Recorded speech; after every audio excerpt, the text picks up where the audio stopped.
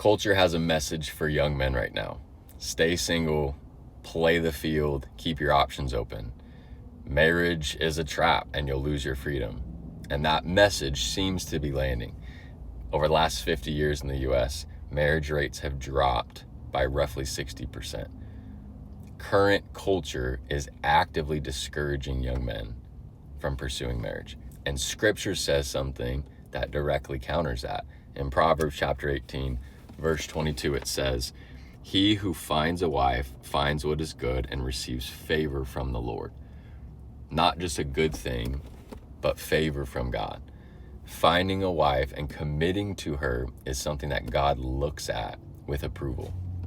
It's not a loss of freedom. It's a sign of God's favor on your life.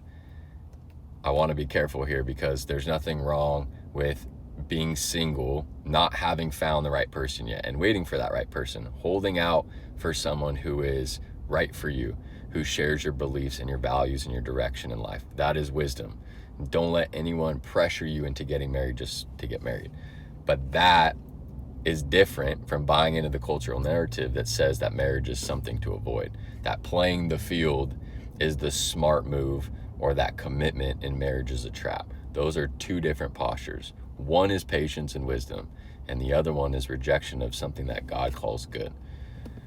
Solomon says, "He who finds a wife," finds is a good thing. And that word finds matters. It implies a man who is actively looking, intentional, taking the pursuit seriously, and is carrying themselves in a way worthy of finding a suitor, not living the life of an immature boy, but of a mature man. God designed marriage at the end of the day. In Genesis, it was God himself who said it is not good for man to be alone, and that the two would become one flesh. So if you're a young man buying into the culture telling you to stay single and keeping your options open, understand that culture is selling you something that scripture specifically calls the opposite of good.